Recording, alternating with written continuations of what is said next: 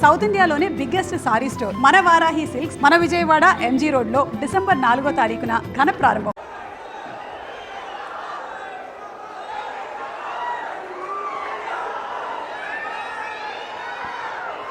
Okay, సహచర మంత్రివర్గ సభ్యులు, ఏలూరు జిల్లా ప్లానింగ్ బోర్డు చైర్మన్ అయినటువంటి నాదెళ్ల మనోహర్ గారు, సహచర మంత్రివర్గ సభ్యులు కొలుసు పార్థసారథి గారు, గౌరవ పార్లమెంట్ సభ్యులు మహేష్ యాదవ్ గారు, గౌరవ శాసనసభ్యులు ధర్మరాజు గారు, ఆప్కాబ్ చైర్మన్ గన్ని వీరాంజనేయులు గారు, ఇతర శాసనసభ్యులు, కలెక్టర్ గారు, మార్గదర్శి పసుపులేటి రామారావు గారు, మనోజ్ గారు, బంగారు కుటుంబాలు జాలాది లక్ష్మి గారు, శాఖమూరి మణి గారు. ఈరోజే నేను ఒక ఇంటికి పోయాను. ఆ ఇంటికి పోయి ఒక కిడ్నీ పేషెంట్, చాలా కష్టాల్లో ఉండే వ్యక్తికి నేరుగా 10,000 రూపాయలు నెలవారీగా పింఛన్ నేనే డిస్ట్రిబ్యూట్ చేసి ఇక్కడికి వచ్చాను. ఆ కుటుంబం యొక్క బాధ మీరు చూస్తే, తల్లికి బాగాలేకపోతే ఏం చేయాలో తెలియకుండా 10వ తరగతి పాస్ అయిన తర్వాత ఆవిడ కుమార్తె గుడ్ల వాసవి 10వ తరగతి నిలిపేసి తల్లిని కాపాడుకోవడానికి అనునిత్యం పనిచేసే ఆ అమ్మాయిని చూస్తే చాలా ఒక్కోసారి కుటుంబాలు ఏ విధంగా చితికిపోతాయో అర్థమవుతుంది. అలాంటి మాధవిని ఈరోజు ఆ కుటుంబానికి నేను ఒకటే హామీ ఇచ్చాను. ఆ కుటుంబం అప్పులు చేసింది. ఈరోజు ఎన్డీఏ ప్రభుత్వం వచ్చిన తర్వాత ఈ 10,000 రూపాయలు ఇచ్చాం కాబట్టి ఆ 10,000 రూపాయలతో డయాలసిస్ చేసుకుంటూ కనీసం బ్రతికే పరిస్థితి వచ్చింది. అలాంటి ఒక మంచి కార్యక్రమానికి 10,000 రూపాయలు ఇచ్చామంటే అది నాకు చాలా సంతోషం. ఇది సాధ్యమైందంటే ఒక పక్క తెలుగుదేశం, ఇంకొక పక్క మిత్రుడు పవన్ కళ్యాణ్ గారు, బీజేపీ నరేంద్ర మోడీ గారు ముగ్గురం కలిసి ఎన్నికల ముందు మీ అందరికీ చెప్పాం. మేము ఆ రోజు ఒక మాట చెప్పాం. ఈరోజు మా కలయిక మా కోసం కాదు, ఈ రాష్ట్రాన్ని పునర్నిర్మాణం చేయాలి. పూర్తిగా నిర్వీర్యమైనటువంటి ఆర్థిక వ్యవస్థ, విధ్వంసమైనటువంటి ఈ రాష్ట్రాన్ని పునర్నిర్మాణం చేసుకోవాలి. నిండు మనసుతో ఆశీర్వదించమని మిమ్మల్ని కోరాం. ఆ రోజు మేము చెప్పిన మాటలు మీకు గుర్తుంటాయి. ఆ రోజు మేము చెప్పింది అభివృద్ధి చేస్తాం, సమిక్షేమం ఇస్తాం, సుపరిపాలనకు నాంది పలకతామని నేను, పవన్ కళ్యాణ్ గారు, నరేంద్ర మోడీ గారు మీకు మాట ఇచ్చాం. ఇచ్చిన మాటకు మిమ్మల్ని అందరినీ చూస్తే మామూలు స్పందన కాదు, నా జీవితంలో ఎప్పుడూ చూడనటువంటి స్పందన. ఎవరిని అభ్యర్థిని పెడితే వాళ్ళు గెలిపించారు. 94% స్ట్రైక్ రేట్ అంటే 57% ఓట్లేసి గెలిపించిన ఘనత రాష్ట్ర ప్రజానీకానిది. 175 అసెంబ్లీ సీట్లలో 164 సీట్లు గెలిపించారు. అది చూసిన తర్వాత మా బాధ్యత పెరిగింది. మేము ఆ రోజు మీకు హామీ ఇచ్చాం, సూపర్ 6 అన్నాం. సూపర్ 6 అంటే చాలామంది ఎగతాళి చేశారు, అసాధ్యం అన్నారు. ఈరోజు చెప్తున్నా, సూపర్ 6ని సూపర్ హిట్ చేసింది ఎన్డీఏ ప్రభుత్వాన్ని మరొకసారి విజ్ఞప్తి చేస్తున్నాను.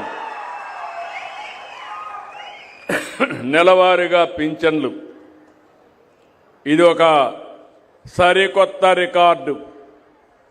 ఈరోజు మీరు చూస్తే రేపు 14కి ఎగ్జాక్ట్గా 18 నెలలు అవుతుంది.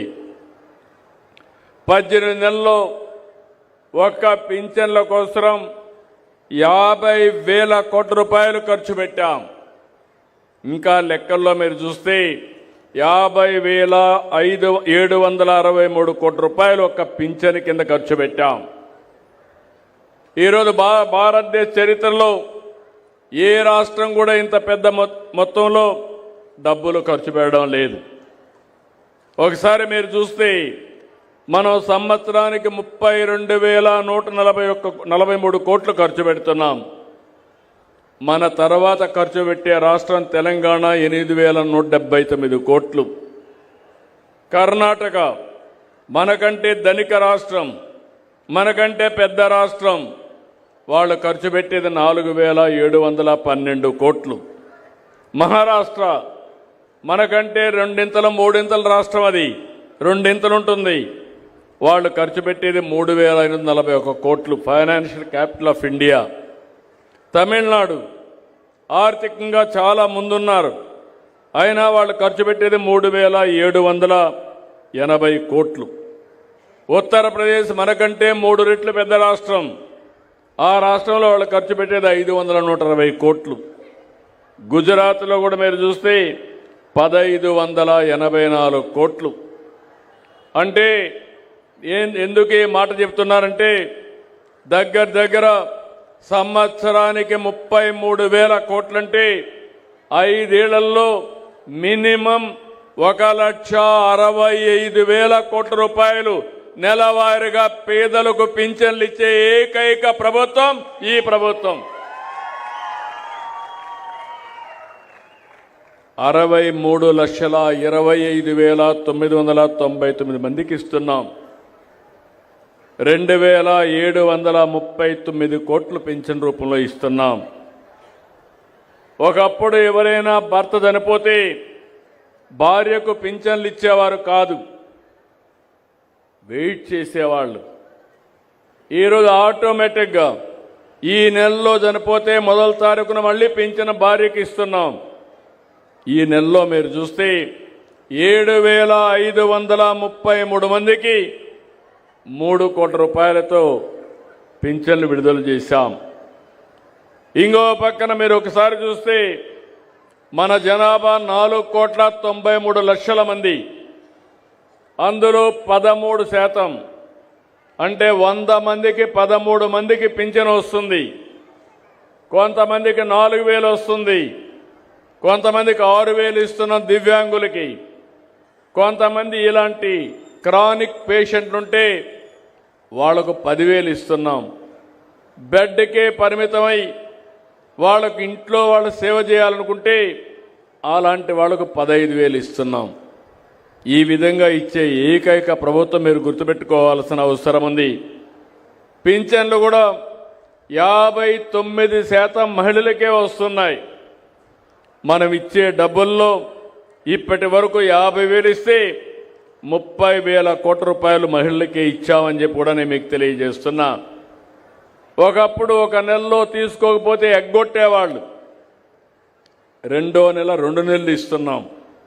1,39,677 మందికి ఇస్తున్నాం, అంటే 114 కోట్లు ఇస్తున్నాం. 3 నెలలు కానీ 2 నెలలు తీసుకోకపోతే 3వ నెల ఇస్తున్నాం. ఇది కూడా 13,305 మందికి ఇస్తున్నాం, 16 కోట్లు ఇస్తున్నాం. మీరందరూ ఒకటి గుర్తుపెట్టుకోవాలి, పింఛన్లు ప్రారంభించింది నందమూరి తారక రామారావు గారు 84లో. 75 రూపాయల పింఛన్ 200 చేసింది. తర్వాత నేను అప్పట్లో 35కే ఇచ్చాం, 35ని 75 చేశాం. ఆ తర్వాత 14లో 200ని 1,000 రూపాయలు చేశాం. ఈరోజు మళ్ళీ ఎన్డీఏ ఆధ్వర్యంలో మేము ఆలోచించాం. కష్టాలున్నాయి, అప్పులున్నాయి, ఆదాయం లేదు, కానీ చెప్పిన మాట నిలబెట్టుకోవడానికి ఒకేసారి 4,000 రూపాయలు మిగిలిన వాళ్ళకి పెంచి మిమ్మల్ని ఆదుకున్నామని చెప్పి కూడా నేను మీకు తెలియజేస్తున్నా. నన్ను విమర్శించే వాళ్ళు గుర్తుపెట్టుకోవాల్సిన అవసరం ఉంది. మీరు పెంచింది 5 ఏళ్లు ముక్కుతూ మూలుగుతూ 250 పెంచుకుంటూ పోయారు.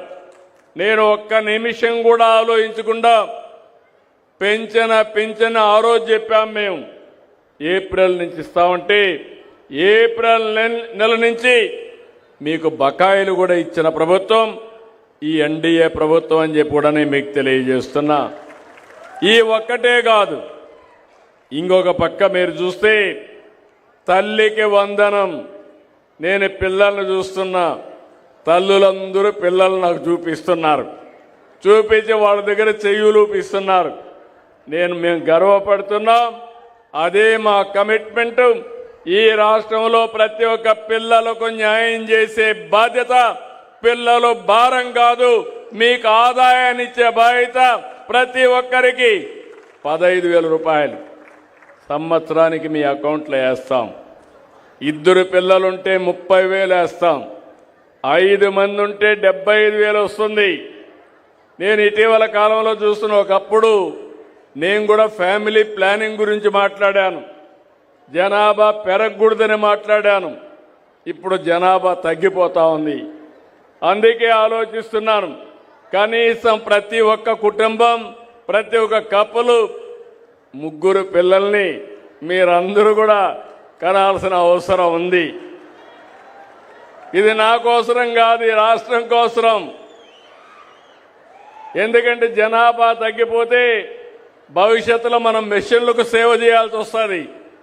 అందుకనే మనం ఆలోచించుకోవాల్సింది, జనాభాని కానీ మనం సమతుల్యంగా పెంచుకుంటూ పోగలిగితే ప్రపంచానికి ఆదర్శంగా భారతదేశం ఉంటుంది, అగ్రదేశంగా భారతదేశం ఉంటుంది. దానికి చిరునామాగా ఆంధ్రప్రదేశ్ ఉంటుందని చెప్పి కూడా నేను మీకు తెలియజేస్తున్నా. ఇంకో పక్కన దీపం 2 మా ఆడబిడ్డలు. ఏమమ్మా, అప్పుడప్పుడు మీరు ఆలోచిస్తూ ఉంటారు ఇంకా ఎక్కువ చేయాలని. నేను అడుగుతున్నా, మీకు ఆ రోజు వంట గ్యాస్ ఇచ్చింది, సిలిండర్ ఇచ్చింది నేనే ఇచ్చాను. కట్టె పొయ్యలు పెట్టుకుని పొగంతా వస్తూ ఉంటే నా తల్లి పడిన కష్టం నా ఆడబిడ్డలకు పడకూడదని 95-90 వంట గ్యాస్ సిలిండర్లు ఇచ్చాను. ఈసారి మళ్ళీ మీరు కొంతమంది వంట చేయాలంటే ఖర్చు ఎక్కువ అవుతుందంటే మొట్టమొదటిసారిగా 3 సిలిండర్లు ఉచితంగా సంవత్సరానికి ఇస్తున్నాం. అది ఈ ప్రభుత్వం చేపట్టిన కార్యక్రమం. ఇక్కడ మా మంత్రి మనోహర్ గారిని అభినందిస్తున్నా. గ్యాస్ సిలిండర్లు కానీ, అదే సమయంలో ప్యాడీ ప్రొక్యూర్మెంట్ కూడా రైతులందరూ ఇక్కడ ఉన్నారు. గత ప్రభుత్వం 1,650 కోట్ల రూపాయలు అప్పు పెడితే ఆ అప్పంతా ఇచ్చి ఈరోజు మీరు వరి ధాన్యం ఇచ్చినటువంటి మ్యాక్సిమం 24 గంటలు 5-6 గంటల్లోనే మీ అకౌంట్లో డబ్బులు వేస్తున్నామంటే అది ఈ ప్రభుత్వం యొక్క పనితనం. ఇది కాకుండా ఈరోజు మీరు ఒకసారి చూస్తే స్త్రీ శక్తి, ఉచిత ప్రయాణ సౌకర్యం, జల్సాగా మా ఆడబిడ్డలు ఎక్కడికి పోవాలన్నా 1 పైసా ఖర్చు లేకుండా మీరు వెళ్ళే సౌకర్యం ఏర్పాటు చేశాం. దీనివల్ల చాలా వరకు మీకు ఫ్రీడమ్ రావడమే కాకుండా మొబిలిటీ వస్తుంది. మొబిలిటీ వచ్చిన దానివల్ల మీరు బయట ఏదైనా పనులుంటే మీరు చేసే పరిస్థితి వస్తుంది. తద్వారా నాలెడ్జ్ కూడా వస్తుంది. అన్ని ఆర్టీసీ బస్సులు కళకళలాడుతున్నాయి. దగ్గర 25 కోట్ల మంది ప్రయాణం చేశారు. దగ్గర 855 కోట్లు ఆర్టీసీకి మేము డబ్బులు కడుతున్నాం. ఎంతైనా పర్వాలేదు, నా ఆడబిడ్డల గౌరవాన్ని కాపాడే బాధ్యత ఈ ప్రభుత్వం తీసుకుంటామని మరొక్కసారి మీకు హామీ ఇస్తున్నా.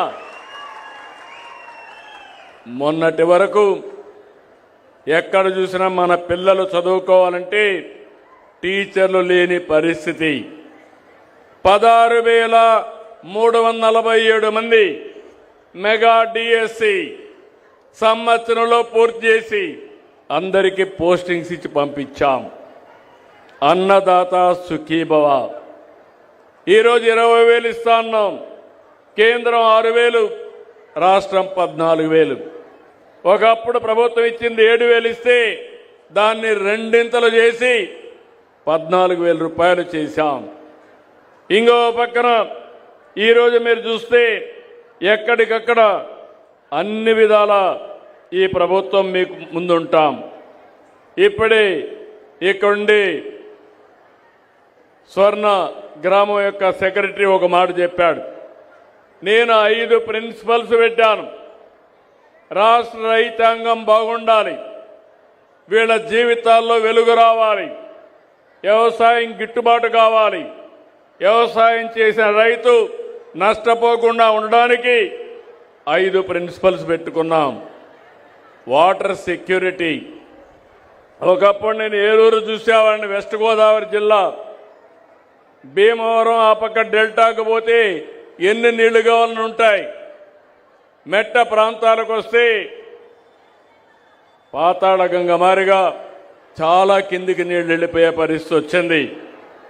ఆ రోజు ఈ ప్రాంతంలో ఉచిత కరెంట్ ఇమ్మంటే ఆ రోజు లో వోల్టేజ్ ఉంటే పరిష్కారం చేశాం. ఈరోజు ఇక్కడ అందరి రైతాంగానికి విజ్ఞప్తి చేస్తున్నా, మీరంతా పామాయిల్ వేశారు. ఆ పామాయిల్ రావడానికి కారణం ఆ రోజు నందమూరి తారక రామారావు గారు మలేషియా నుంచి తీసుకొచ్చారు. ఈరోజు అది ఒక లాభసాటిగా వాణిజ్య పంటగా తయారయ్యే పరిస్థితి వచ్చింది. మొన్ననే ఇంటింటికి వచ్చి రైతులను కలిశాం. ఎల్లుండ మళ్ళీ ఒకసారి రైతు సేవా కేంద్రాల వారిగా ఎలాంటి పంటలు వేయాలి, ఏ విధంగా వ్యవసాయం చేయాలి, మిమ్మల్ని అందరినీ ఏ విధంగా ముందుకు తీసుకుపోవాలనో 5 ప్రిన్సిపల్స్తో. ఒకటి వాటర్ సెక్యూరిటీ. పోలవరం ఉంది, 3 మీటర్ల నీళ్లున్నాయి. అదే ఏలూరు జిల్లా ఉంది, 16.2 మీటర్లు కిందన నీళ్లున్నాయి. మనకు పామాయిల్ కూడా ఎక్కువ నీళ్లు కావాలి. అలాంటప్పుడు ఈ నీళ్లు కానీ మనం కానీ ఇది చేసుకోగలిగితే పక్కనే గోదావరి ఉంది, రైట్ మెయిన్ కెనాల్ ఉంది, నీళ్లన్నీ విజయవాడకు పోతాయి. రేపు రాబోయే రోజులు ఇప్పుడే మహేష్ యాదవ్ గారు చెప్పినట్టు తప్పకుండా తొందరలోనే చింతలపూడి లిఫ్ట్ ఇరిగేషన్ కూడా తీసుకొస్తాం. అదే మరి పోతూ పోతూ ఎమ్మెల్యే ధర్మరాజులు గారు ఒకటి అడిగారు, ఇక్కడ చెరువులు ఉన్నాయి, అన్ని చెరువులకు నీళ్లు ఇస్తే భూగర్భ జలాలు పెరుగుతాయని. అవసరమైతే పోలవరం నుంచి రైట్ మెయిన్ కెనాల్ నుంచి మీకు నీళ్లు ఇచ్చే బాధ్యత ఈ ప్రభుత్వం తీసుకుంటామని కూడా మీ అందరికీ హామీ ఇస్తున్నా. దీనివల్ల భూగర్భ జలాలు పెరుగుతాయి, వాటర్ సెక్యూరిటీ వస్తుంది. ఇంకో పక్క మీరు ఒకసారి చూస్తే ఆహారపు అలవాట్లు మారిపోయినాయి. ఇప్పుడే నేను ఆ కుటుంబాన్ని చూశాను. ఆ కుటుంబంలో నేను చూస్తే వారి సమస్యలు కూడా నేను అర్థం చేసుకున్నాను. ఎందుకు ఈ మాట వాడుతున్నానంటే ఈరోజు చాలామంది డయాబెటీస్ రావడానికి, షుగర్ రావడానికి కారణం మనం ఎక్కువ రైస్ తింటున్నాం, కార్బోహైడ్రేట్స్ తింటున్నాం. దీనివల్ల ఒక్కసారి షుగర్ కానీ డయాబెటిక్ అయితే అన్ని రోగాలకు గేట్వేగా తయారవుతుంది. ఎన్ని మెడిసిన్స్ తిన్నా ఒక్కసారి ఏమారితే అక్కడి నుంచి కిడ్నీ ప్రాబ్లమ్స్ వస్తాయి, లేకపోతే మిగిలిన అన్ని సమస్యలు కూడా నాంది పలికే పరిస్థితి వస్తుంది. అందుకే ప్రపంచం మొత్తం ఆహారపు అలవాట్లు మారుతున్నాయి. రైస్ తినడం మానేశారు. కొంతమంది ప్రోటీన్ కోసం ఎగ్ కానీ, చికెన్ కానీ, ఫిష్ కానీ, అదే మరి కూరగాయలు, పళ్ళు ఎక్కువ తినే పరిస్థితికి వచ్చారు. మనం కూడా దీన్ని బేస్ చేసుకుని ఎక్కడికక్కడ డిమాండ్ ఆధారిత పరిశ్రమలు, ఆధార పంటలు పెట్టాలి. నేను ఇక్కడే ఒక మోడల్ చూశాను.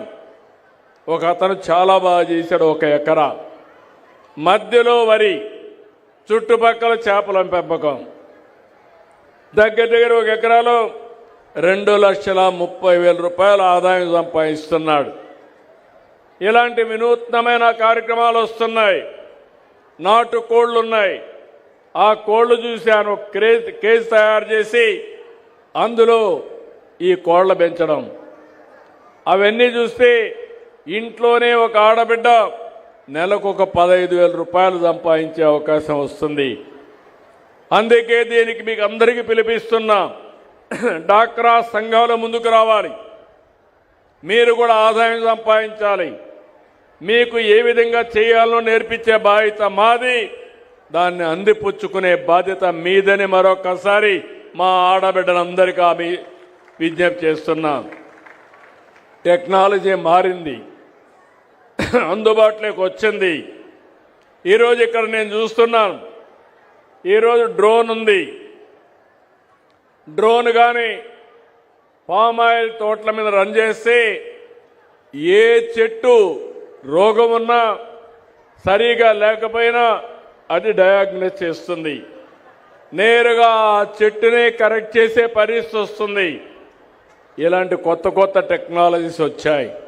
దీనివల్ల ఆదాయం పెరుగుతుంది, ప్రొడక్టివిటీ పెరుగుతుంది, దిగుబడి పెరిగే అవకాశం వస్తుంది. నేను అందుకని టెక్నాలజీని ఎక్కువ వాడుతున్నాను. వ్యవసాయం చాలా సమస్యలు ఉన్నాయి. రాయలసీమ మొత్తం హార్టికల్చర్కి వెళ్తున్నాం. ఆంధ్రాలో ముఖ్యంగా కోస్టల్లో ఎక్కువ అక్వాకల్చర్కి వెళ్తున్నాం. మీరందరూ చూస్తే ఎవరు ఇవ్వని విధంగా ₹50 అక్వాకల్చర్కి కరెంట్ ఇచ్చిన ఘనత, ఇస్తున్న ఘనత ఈ ప్రభుత్వానిదని మీ అందరికీ హామీ ఇస్తున్నా. ఆ రోజు నేను చెప్పా 850 కోట్లు అవుతుందన్నారు. ఎంతైనా పర్వాలేదు, చెప్పిన మాట నిలబెట్టుకోవాలని దాన్ని అమలు చేశాం. ఇంకో పక్క ఫుడ్ ప్రాసెసింగ్కి ఎక్కువ వెళ్ళాలి, వ్యవసాయ ఆధార పరిశ్రమలు పెట్టాలి. ఈరోజు ఒక్క విషయం మీరు ఆలోచిస్తే, ఇక్కడ కోకో ఉంది, కొబ్బరి ఉంది, అరకులో కాఫీ ఉంది. ఈ మూడు కలిపి చాక్లెట్లు తయారు చేసుకోవచ్చు, కాఫీ తయారు చేసుకోవచ్చు, అదే మరి ఐస్ క్రీములు తయారు చేసుకోవచ్చు, స్వీట్లు తయారు చేసుకోవచ్చు. అప్పుడే ఆదాయం వస్తుంది. అందుకే మొన్న ఒక అతను నా దగ్గరికి వచ్చి విశాఖపట్నంలో C3 అన్నాడు. C3 అంటే చాక్లెట్ అంటే కోకో, పక్కన కాఫీ అరకు, మూడోది కోకోనట్. ఈ మూడు కలిపి మనకు కావాల్సిన ఆహారాన్ని తయారు చేయడానికి ఫ్యాక్టరీలు పెట్టడానికి ముందుకు వస్తున్నారు. ఇలాంటి వినూత్నమైన ఆలోచనలు మీకు రావాల్సిన అవసరం ఉంది.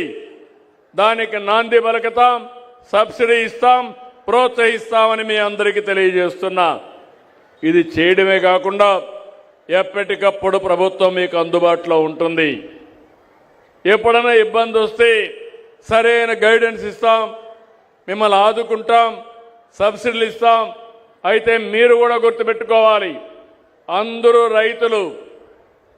మనం చిన్నప్పటి నుంచి మాకు వ్యవసాయం తెలుసని బయట ప్రపంచంలో మార్పులు వస్తే మనం మారకపోతే ఏ ప్రభుత్వం కూడా ఆదుకోలేదు.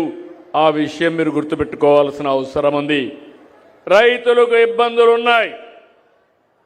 అయితే ఆ ఇబ్బందులను అధిగమించాలంటే మీరు మేము కలిసి సమిష్టిగా పనిచేస్తే తప్ప ఈ సమస్యకు పరిష్కారం రాదు. ఈ విషయం మీరు గుర్తుపెట్టుకోవాలి. అందుకే 3వ తారీఖున రైతు సేవా కేంద్రం వారిగా ఏ పంటలు ఉన్నాయి, పంటల మార్పిడి ఏ విధంగా చేయాలి, టెక్నాలజీ ఏ విధంగా ఉపయోగించుకోవాలి, ఈ విషయాలపైన చర్చ చేస్తున్నాం. నేను ఒక మాట మీరు గుర్తుపెట్టుకోవాల్సింది, సంక్షేమం, అభివృద్ధి, సుపరిపాలన. ఆ రోజు మాట ఇచ్చా, నేను పవన్ కళ్యాణ్ గారు చెప్పాం, అది ఈరోజు చేసి చూపించాం. 2029కి 20 లక్షల ఉద్యోగాలు ఇస్తాన్నాం. మొన్నే విశాఖపట్నంలో పెట్టుబడుల సదస్సు జరిగింది. 13,25,000 కోట్ల రూపాయలు పెట్టుబడులు పెట్టడానికి ముందుకు వచ్చారు. అప్పటికి 8,80,000 కోట్ల పెట్టుబడులు వచ్చాయి. ఈరోజు ఈ రెండు అయితే దగ్గర 24 లక్షల మంది పిల్లలకు ఉద్యోగాలు వస్తాయి. అది మా గ్యారంటీ అని మరొకసారి మీ అందరికీ హామీ ఇస్తున్నా. ప్రతి నియోజకవర్గంలో జాబ్ మేళాలు పెడుతున్నాం. 3 నెలలకు ఒకసారి జాబ్ మేళా పెడతాం. ఎక్కడ ఉద్యోగాలుంటే యజమాన్యాలు వస్తాయి, ఇక్కడుండే పిల్లల్ని రిక్రూట్ చేస్తాయి. ఇంకో పక్క ఇక్కడుండే మీ అందరినీ కోరుతున్నాను, ఇక్కడ కూడా పరిశ్రమలు రావాలి. పరిశ్రమలు రావాలంటే మీలో కూడా ఆలోచన విధానం మారాలి. వెస్ట్ గోదావరి జిల్లా అంటే, పాత జిల్లా కానీ ఏలూరు అంటే మీ ఆలోచన ఇక్కడ పరిశ్రమలు రావని. అది కాదు, ఇక్కడ కూడా రావాలి. అందుకే ఇప్పుడు కొత్తగా ఒకటి తీసుకొచ్చాను. ఒకప్పుడు ఒక పాలసీ పెట్టాను, 1 ఫ్యామిలీ 1 ఐటీ ప్రొఫెషనల్ అని. 25 ఏళ్ల ముందు పెడితే ఈరోజు హైదరాబాద్ నగరానికి వెళ్తే ఆ పాలసీ వల్ల సంపద వచ్చింది. తెలుగు వాళ్ళు ప్రపంచం మొత్తం వెళ్ళారు. ఈరోజు ప్రపంచంలో ఎక్కువ ఆదాయం సంపాదించే వారికి చిరునామాగా ఈ తెలుగు జాతి ఉందంటే ఆ రోజు చూపించిన చొరవ, ఒక్క నిర్ణయం. ఈరోజు అందుకే ఇంకొక మాట అంటున్నాను, 1 ఫ్యామిలీ 1 ఆంటర్‌ప్రెన్యూర్. కుటుంబానికి ఒక పారిశ్రామికవేత్త. అది ఎంఎస్ఎంఈ కావచ్చు, మైక్రో ఎంటర్ప్రైజ్ కావచ్చు, రైతులు కావాలంటే ఫార్మర్స్ ప్రొడ్యూసర్స్ ఆర్గనైజేషన్స్ కావచ్చు. ఇవి పెట్టుకుంటే మీరు పండించే పంటల నుంచి మనం ఆదాయాన్ని సంపాదించుకోవడం, మధ్యవర్తులు లేకుండా మన పనులు, మన వ్యవసాయ ఉత్పత్తులు మనం చేసుకునే పరిస్థితి వస్తుంది. అందుకే వ్యవసాయానికి ఎక్కువ ప్రాధాన్యత ఇచ్చి అగ్రితో పాటు ఈ ప్రాంతంలో పరిశ్రమలు కూడా తీసుకొస్తాం. ఇంకో పక్క ఈరోజు మనం ఒకసారి చూసినప్పుడు ఇక్కడ ఏలూరు ప్రాంతంలో ఇప్పుడే కలెక్టర్ గారు మాట్లాడుతూ ఒక మాట చెప్పారు. 16.22 మీటర్ల లోతులో నీళ్లున్నాయి. దాన్ని పటిష్టం చేయాల్సిన బాధ్యత కూడా ఉంది. ఇంకో పక్కన ఈరోజు ఇక్కడ చూస్తే కొల్లేరు సదస్సు కూడా ఇంకొక సమస్య ఉంది. ఎన్నో సంవత్సరాల నుంచి సమస్య ఉంది. తప్పకుండా కొల్లేరు సమస్య కూడా పరిష్కారం చేసి ఇక్కడ రైతులకు న్యాయం చేసే బాధ్యత తీసుకుంటాం. ఇంకో పక్క పోలవరం నాకు 2027కి గోదావరి పుష్కరాల కంటే ముందే పోలవరాన్ని పూర్తి చేసి జాతికి అంకితం చేస్తాం. చిరకాల వాంఛ. ఒక కాటన్ గారు ధవళేశ్వరం బ్యారేజ్ కడితే ఇప్పుడు కూడా విగ్రహాలు పెట్టి పూజిస్తున్నాం. అలాంటిది రాష్ట్రానికి వెన్నెముక అయినటువంటి పోలవరాన్ని పూర్తి చేసి జాతికి అంకితం చేస్తాం. ఇదొక పెద్ద గేమ్ చేంజర్ అవుతుంది. ఈస్ట్ గోదావరి, వెస్ట్ గోదావరి పాత జిల్లాల్లో నీటి ఎద్దడనే మాటే ఉండదు. అట్లనే అందరూ వరి పంటేస్తే కొనేవాడే ఉండడు. ఈ విషయం కూడా మీరు గుర్తుపెట్టుకోవాలి. ఒక పంట తప్పదు కాబట్టి వరేద్దాం, రెండవ పంట మారద్దాం. మెట్ట ప్రాంతాల్లో ఆదాయం వచ్చే పంటలు వేసుకుందాం. తద్వారా మన జీవితాలను బాగు చేసుకునే విధంగా ముందుకు పోదామని చెప్పి కూడా నేను మీకు తెలియజేస్తున్నా. మీలో ఒక విషయం మీరు గుర్తుపెట్టుకోవాలి, పోలవరం పూర్తి కావాలి. నీళ్లు వస్తే పొలాలకు విలువ వస్తుంది. నీళ్లు లేకపోతే పొలాలకు విలువ ఉండదు. ఒకప్పుడు ఇక్కడ నీళ్లు ఉండేటివి కాదు. ఆ రోజు ఇబ్బందులు పడ్డాం. తర్వాత పామాయిల్ వేసాం. ఈరోజు మీరు చూస్తే డెల్టా కంటే మెట్ట ప్రాంతంలోనే భూముల రేట్లు ఎక్కువ. అవునా కాదా అని మిమ్మల్ని అడుగుతున్నా. ఆదాయం కూడా ఎక్కువ. అది విజనకుండే ప్రభావం. అదే సమయంలో రేపు రాబోయే రోజులు మీరు చూస్తే ఒకప్పుడు హైదరాబాద్ నేను చూశాను నా కళ్ళ ముందరని. జూబ్లీ హిల్స్ అనేది డెడ్ ఎండ్.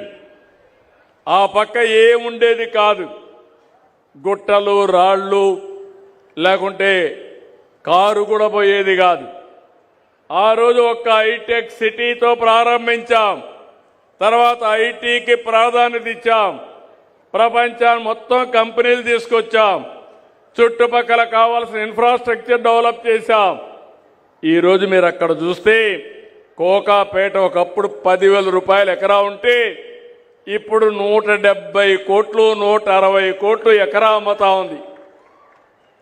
అంటే అభివృద్ధి జరిగితే భూమికి రెక్కలు వస్తాయి. మనుషుల మేధాశక్తికి ఆదాయం పెరిగే పరిస్థితి వస్తుంది. అభివృద్ధి అనేది చాలా ముఖ్యం. ఈ విషయం కూడా మీరు గుర్తుపెట్టుకోవాల్సిన అవసరం ఉంది. తెలంగాణ ప్రభుత్వం 10 ఎకరాలు అమ్మితే 1355 కోట్లు వచ్చింది. ఇది మీరందరూ గుర్తుపెట్టుకోవాల్సింది. ఇలాంటివన్నీ కూడా జరిగే అవకాశం వస్తుంది. నేను అనంతపూరు బాగా వెనుకబడిన జిల్లా, కరువు జిల్లా, ఎడారిగా మారిపోతున్నారు. మారిపోయే సూచనలు వచ్చాయి. రాయదుర్గంలో ఎడారిగా మారకుండా ఉండడానికి నేను ఆ రోజు డబ్బులు ఖర్చు పెట్టి కొంత కాపాడే ప్రయత్నం చేశాం. నా కళ్ళ ముందరిని ఆ జిల్లాను చూశాను. ఒకప్పుడు నీళ్లు లేక కరువు వస్తే వేరే ప్రాంతాల నుంచి నీళ్లు కూడా తీసుకుపోయి అక్కడ పశువులను కాపాడుకున్నాం. మన ఈస్ట్ వెస్ట్ గోదావరి నుంచి గడ్డి తీసుకుపోయి వేగంలో ఆ పశువులను కాపాడుకున్న పరిస్థితి. ఈరోజు నీళ్లు ఇచ్చాం. హార్టికల్చర్ పంటలు పెట్టారు. మైక్రో ఇరిగేషన్ డబ్బులు ఇచ్చాం.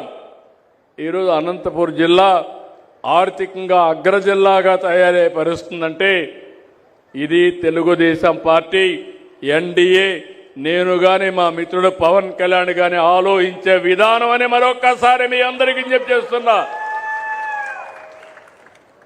ఈరోజు అమరావతి ఉంది, మీరు గుర్తుపెట్టుకోవాలి. పోలవరం పూర్తి చేస్తే నీళ్లు వస్తాయి. విశాఖపట్నం మొన్నే మీరు చూశారు. విశాఖపట్నం నగరంలో గూగుల్ వచ్చి డేటా సెంటర్ ఏఐ పెట్టడానికి ముందుకు వచ్చారు. మనకు ఆర్థిక సంస్కరణలు వచ్చిన తర్వాత మొట్టమొదటిసారిగా 15 బిలియన్ US అంటే దగ్గర దగ్గర 1,40,000 కోట్ల రూపాయలు పెట్టుబడులు పెడుతున్నారు. అది ఈ ప్రభుత్వం పైన ఉండే విశ్వసనీయతని మరొకసారి మీ అందరికీ విజ్ఞప్తి చేస్తున్నా. దీనివల్ల విశాఖపట్నం బ్రహ్మాండంగా అభివృద్ధి అవుతుంది. ఈరోజు విశాఖపట్నం ఎకనామిక్ రీజియన్ తీసుకొస్తున్నాం. ఇప్పుడు ఇక్కడ ఉన్నారు, 1 అవర్లో మీరు అమరావతికి వస్తారు. భవిష్యత్తులో వెస్ట్ గోదావరి పాత్ జిల్లా నుంచి నేరుగా ప్రకాశం జిల్లా వరకు అమరావతి ఎకనామిక్ రీజియన్ పెడుతున్నాం. నెల్లూరు నుంచి కర్నూలు వరకు తిరుపతి ఎకనామిక్ రీజియన్ ఒకటి ఏర్పాటు చేస్తాం. అమరావతి పనులన్నీ ముమ్మరంగా జరుగుతున్నాయి. మన పిల్లలకు ఉపాధి కల్పించాలంటే మీరు ఇక్కడ చేసే ఉద్యోగాలే కాకుండా అక్కడ ఉద్యోగాలు కల్పించే దిశగా ముందుకు పోతాం. ఆ ప్రాంతాన్ని మీరు గుర్తుపెట్టుకోవాల్సింది 2028కి ఫేజ్ 1 పనులు పూర్తవుతాయి. ప్రపంచంలోని ఒక సుందరమైన నగరంగా అమరావతిని తీర్చిదిద్దే బాధ్యత మేము తీసుకుంటాం. విశాఖపట్నం వస్తుంది, అమరావతి వస్తుంది, తిరుపతి కూడా డెవలప్ చేస్తాం. అక్కడ వెంకటేశ్వర స్వామి ఉన్నాడు.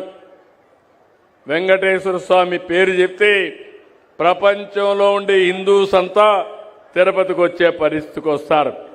దాన్ని కూడా డెవలప్ చేస్తాం.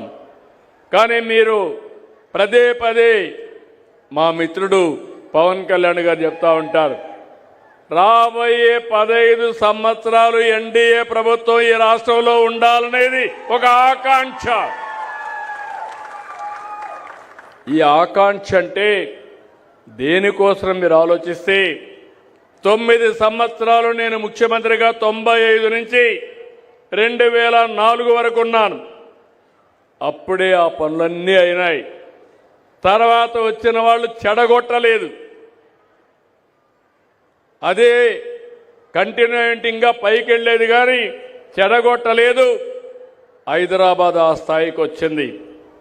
మీరు చూడండి, ఇదే యంత్రాంగం, ప్రభుత్వ యంత్రాంగం, ఇదే రాష్ట్రం 5 సంవత్సరాలు ఈ రాష్ట్రంలో అభివృద్ధి జరిగిందా అని మిమ్మల్ని అడుగుతున్నా.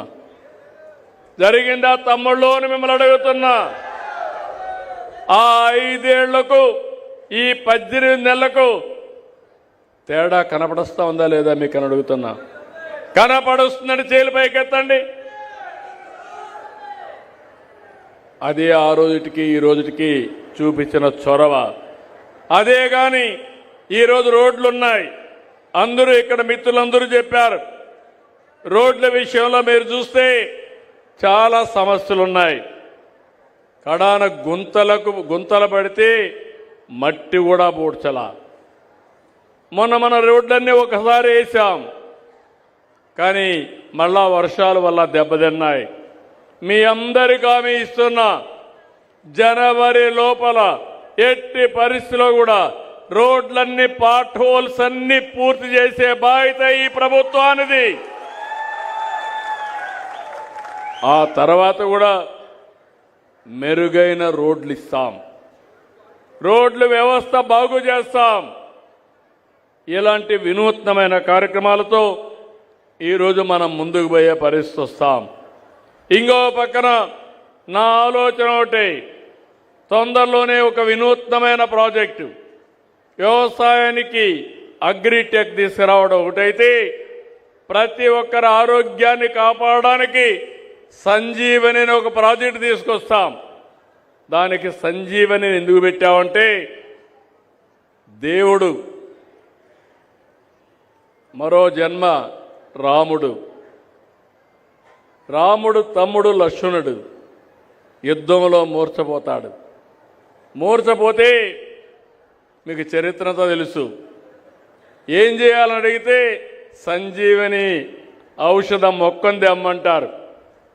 ఎక్కడుందంటే నేరుగా పలాని పర్వతం దగ్గర ఉందంటే నేరుగా హనుమంతుడు అక్కడికి వెళ్ళిపోతాడు. మొక్క తెలియదు ఆయనకు, పర్వతాన్నే తీసుకొస్తాడు.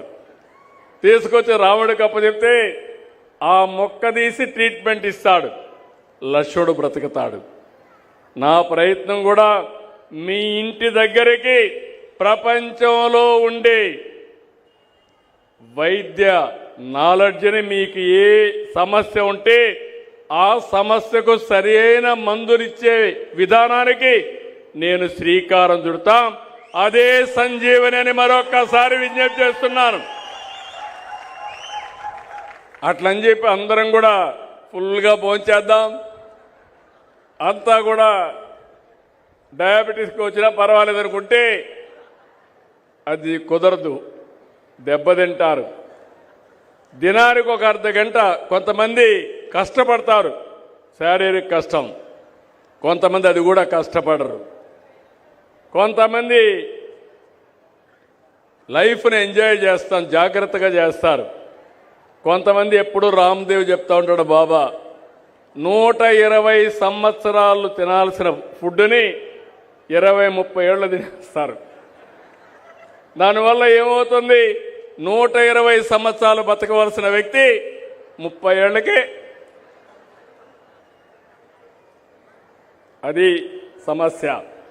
అందుకే నేను ఆలోచిస్తున్నాను, క్వాలిటీ లైఫ్ ఉండాలి, జీవన ప్రమాణాలు పెరగాలి, మనం కూడా లైఫ్ స్టైల్స్ మార్చాలి. నేను చాలామందిని చూస్తూ ఉంటాను, కొంతమంది తాగి అడిక్ట్ అయిపోతూ ఉంటారు, కొంతమంది గంజాయికి బానిసలు అయిపోతూ ఉంటారు. మొన్న ఇటీవల కాలంలో చాలా చేశారు. గంజాయి వస్తే కనీసం ఒక్క రివ్యూ మీటింగ్ పెట్టలేదు. దానివల్ల అందరికీ అలవాటు అయిపోయింది.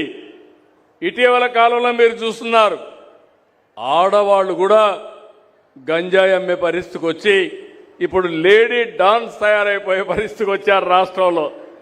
ఆ వైఎస్ఆర్ కాంగ్రెస్ పార్టీలో ఎంత ప్రమాదం అంటే బాబాయిని చంపడానికి ఆ రోజు పైన చేశారని నేను పదే పదే చెప్పాను. కానీ ఊరికొక మహిళలు కూడా నేరస్తులుగా తయారు చేసే పరిస్థితికి వచ్చారు.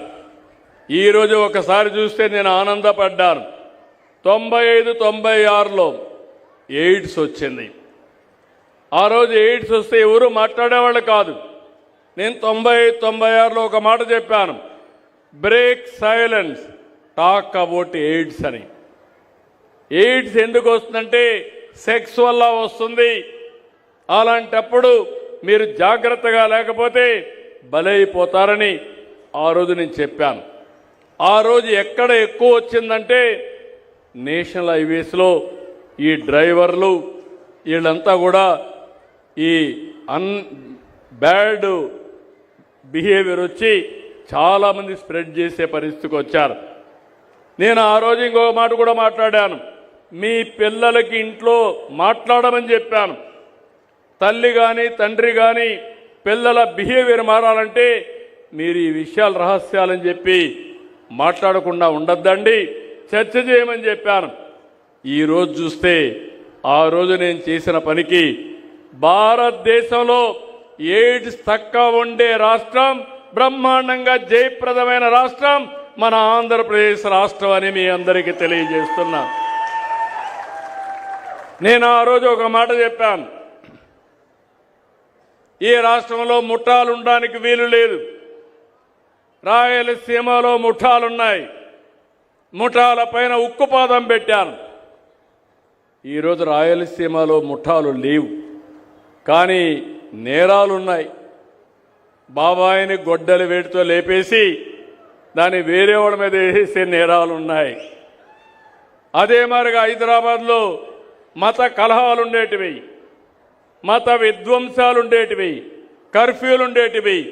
ఆ రోజు నేను ఒక మాట చెప్పాను, మత విద్వేషాలు రెచ్చగొట్టే వాళ్ళని వదిలిపెట్టనని చెప్పి మత సామరస్యాన్ని కాపాడాం.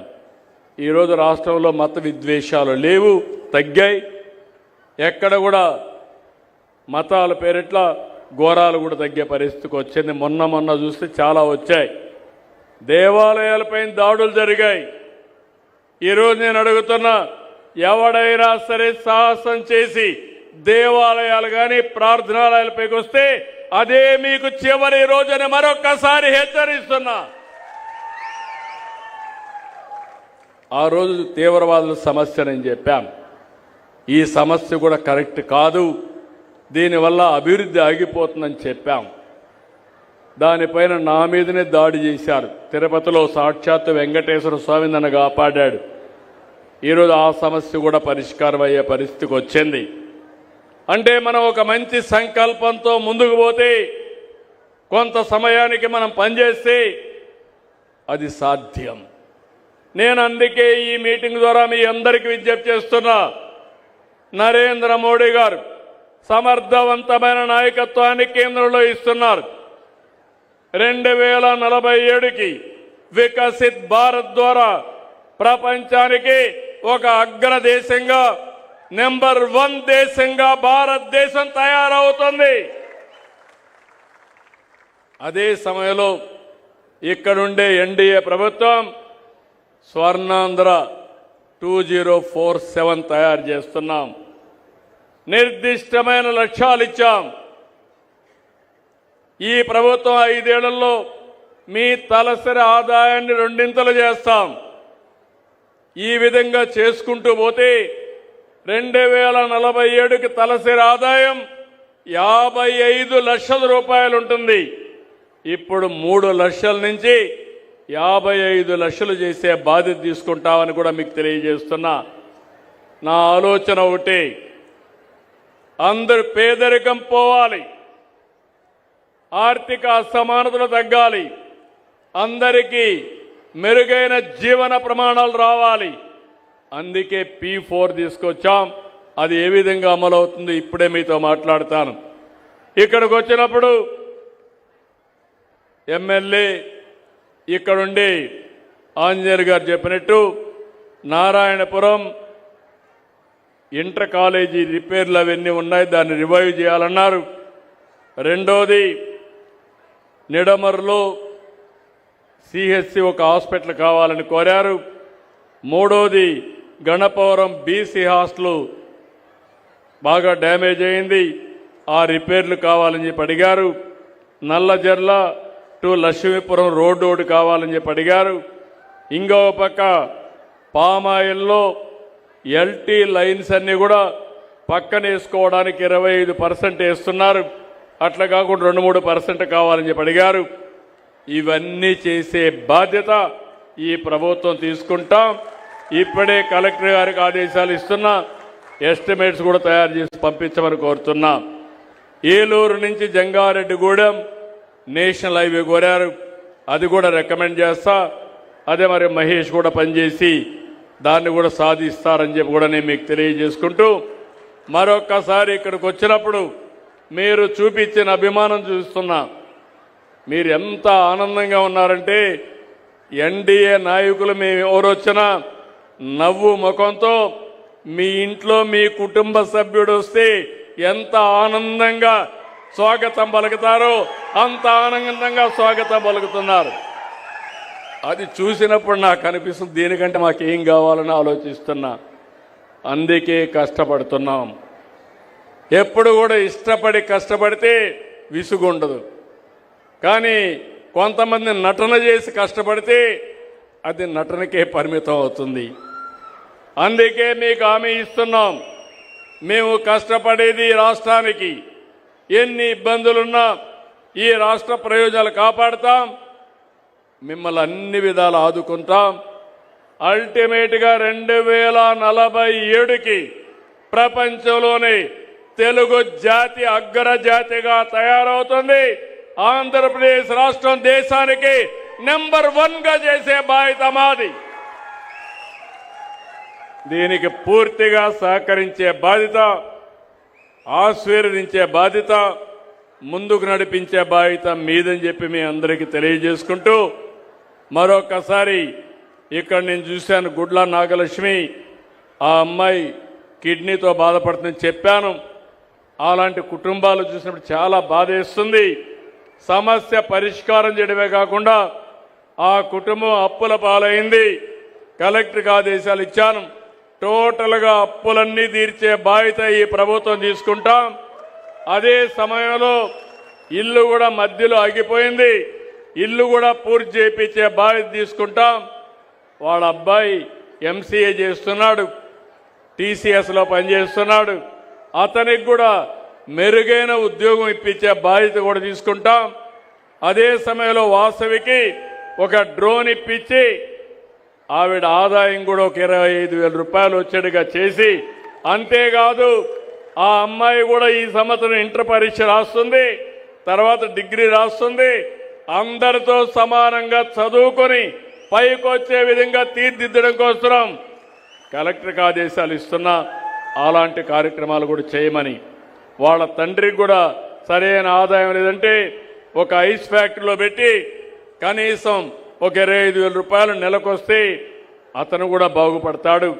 ఇవన్నీ చేస్తామని చెప్పి హామీ ఇస్తూ, నేను ఒకటి ఆలోచిస్తున్నా, ప్రతి ఒక్క కుటుంబాన్ని ఆదుకోవాలని, మీ కష్టాలు వీలైనంత వరకు తీర్చాలని మీరు కూడా సహకరిస్తేనే సాధ్యం. అట్లా కాకుండా మీరు సరిగా పనిచేయకుండా అన్నీ మీరు చూసుకోండి అంటే మేము ప్రయత్నం చేసినా అది అసాధ్యం అవుతుంది, అసంభవం అవుతుంది. మీరు కలిసి వస్తే దారి చూపేయడానికి మేము సిద్ధంగా ఉన్నాం. కష్టాల్లో ఉండే వాళ్ళందరికీ సంక్షేమ కార్యక్రమాలు ఇస్తాం, నిరంతరం ఇస్తాం. అదే సమయంలో మన ఆదాయాన్ని పెంచుకుంటే తప్ప సంక్షేమ కార్యక్రమాలు కొనసాగించలేం. ఈ విషయం కూడా మీరు గుర్తుపెట్టుకోవాల్సి కోరుకుంటూ, చాలా సంతోషం ఈ మీటింగ్లో మిమ్మల్ని చూస్తే చాలా ఆనందంగా ఉంది. ఇదే స్ఫూర్తితో ముందుకు పోదాం. తప్పకుండా అన్ని విధాల మిమ్మల్ని ఆదుకునే బాధ్యత మాదని మరొకసారి తెలియజేసుకుంటూ అందరికీ నమస్కారాలు. జై హింద్, జై భారత్, జై తెలుగు తల్లి. 1 మినిట్ ఇక్కడ